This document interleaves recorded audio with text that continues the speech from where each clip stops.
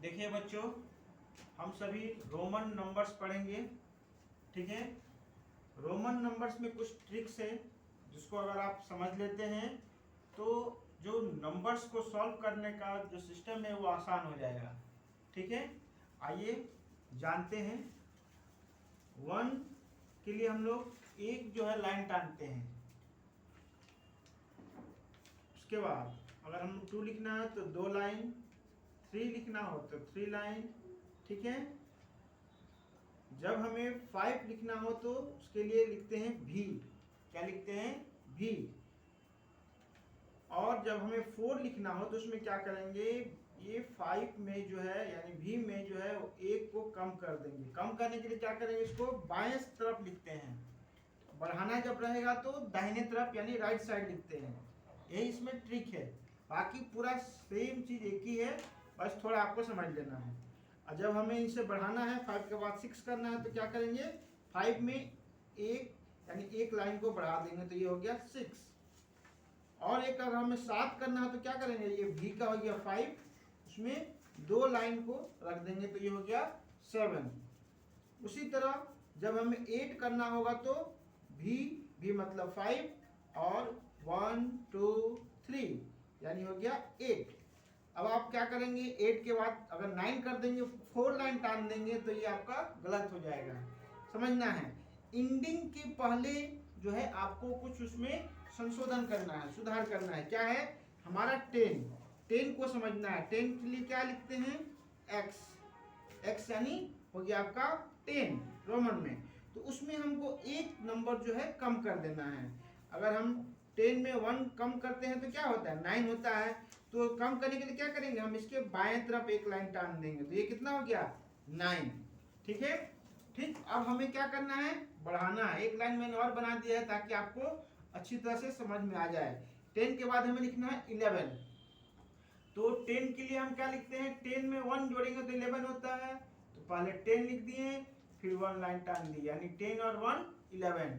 इसी तरह 12 लिखना हो तो 10 में 2 लाइन टान दिए तो हो जाएगा 12। उसी तरह 3 लाइन कर देंगे तो हो जाएगा 13। फिर अब देखिए ये 15 के लिए क्या लिखते हैं, 10 और भी यानी 5 15। जब हमें 14 लिखना हो तो क्या करेंगे, पहले 10 का लिखेंगे, उसके बाद 4 का लिखेंगे। 10 और 4 14 होता है, तो 10 का लिख लिए। अब इसके बाद लिखेंगे इसमें 4 यानी 14। अब हमें 15 x और v, ठीक है 15 हो गया। जब 16 करेंगे तो क्या करेंगे, एक लाइन को जो है बढ़ा देंगे, 1 को बढ़ा देंगे। तो 10 और 5 15 और 1 रख दिए तो क्या हो गया 16। उसी तरह 17 के लिए 2 लाइन कर देंगे, 18 के लिए 3 लाइन हो जाएगा। अब देखिए फिर 19 में हमें रुक जाना है। क्यों, क्योंकि 20 का क्या लिखते हैं, 20 का लिखते हैं 2x। 10 का क्या लिखते थे, 1x। 10 और 10 2x हो गया, क्या हो गया 20। 19 का लिखने के लिए क्या करेंगे बच्चों, 19 का लिखने के लिए सबसे पहले हम लिखेंगे 10 का। ठीक है, 10 में कितना जुड़ा हुआ है 9। तो 9 के लिए क्या लिखते हैं, सबसे दिमाग में बैठा लीजिए एकदम। 9 के लिए लिखेंगे i और x, यानी एक कम कर देंगे 10 में तो कितना हो गया, ये 19 हो गया। ठीक है, इतना आप समझ लीजिएगा, आसान हो जाएगा। अगर हमें 50 लिखना होगा तो क्या करेंगे, 50 के लिए हम L लिखते हैं। ठीक है, अगर आपको 40 लिखना होगा मान लीजिए तो 40 के लिए क्या करेंगे, 50 में 10 कम कर देंगे 40, तो ये आपका 50 हो गया, इसमें 10 कम कर दिए हैं यानी 10 यानी x, तो ये हो जाएगा 40 के लिए, है ना, 40 के लिए हो जाएगा।